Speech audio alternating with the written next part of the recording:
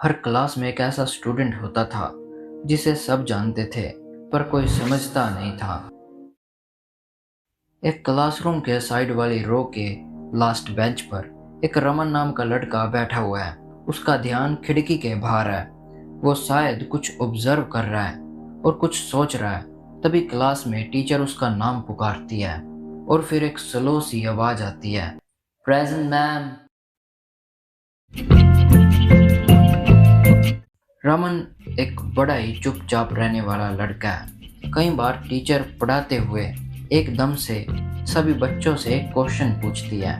रमन को उसका जवाब पता होता है लेकिन वो फिर भी चुप रहता है। आखिर में टीचर ही बता देती है आंसर, लेकिन वो नहीं बोलता है। वो ज़्यादातर बस अपने में ही रहता है। कभी कभी इमेजिनरी कन्वर्जेशन उसके मन में चलती रहती है और वो क्लास में भी विंडो के बाहर देखता रहता है और डे ड्रीम्स चलते रहते हैं उसके माइंड में। उसके पास कहने को बहुत कुछ था लेकिन कहने की आदत नहीं थी या फिर कोई सुनने वाला नहीं था। फिर रिसेस होती है।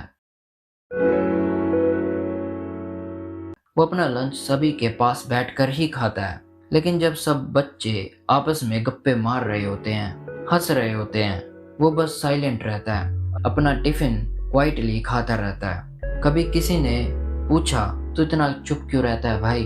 तो वो मुस्कुरा देता है। उसके फ्रेंड्स बहुत थे पर उसे समझने वाला बेस्ट फ्रेंड एक भी नहीं था। फिर उसके बाद स्कूल की बेल बजती है और वो अपने घर के लिए निकल पड़ता है। एक सुनसान से रोड पर एक साइकिल पर एक लड़का आराम आराम से कहीं जा रहा है, एकदम अकेले। हाँ, वो रमन ही है। यही टाइम होता है जब वो सबसे ज्यादा सोचता है, अपने फ्यूचर के बारे में, दुनिया के बारे में। बाहर से वो अकेला था पर अंदर से उसकी दुनिया भरी हुई थी। अभी जो मैंने तुम्हें रमन के बारे में बताया, ऐसे लोगों को इंट्रोवर्ट कहा जाता है। लोग समझते हैं इंट्रोवर्ट मतलब कमजोर और जो ज्यादा बोलते हैं वो ही स्मार्ट होते हैं, लेकिन ऐसा नहीं होता। There zero correlation between being the best talker and having the best idea. मतलब चुप रहने वालों का मतलब ये नहीं कि उनके पास कोई बेस्ट आइडियाज ही नहीं है। वो बस ऑब्जर्व ज्यादा करते हैं, बोलते कम है, उनकी एनर्जी अलग होती है। Solitude matters and for most people it's the air they breathe। तुमने ऐसे लोग देखे होंगे जो जब अपने दोस्तों के पास जाते हैं, लोगों के बीच जाते हैं, तो उनकी एनर्जी इंक्रीज हो जाती है। लेकिन इंट्रोवर्ट लोगों की एनर्जी लोगों के पास जाने से डिक्रीज होती है और अकेले में वो एनर्जी रिचार्ज होती है। और वैसे भी पता नहीं क्यों ज़्यादातर सक्सेसफुल लोग अपने आप को इंट्रोवर्ट बताते हैं, लेकिन क्या हर वक्त इंट्रोवर्ट बनकर तुम सक्सेसफुल हो सकते हो?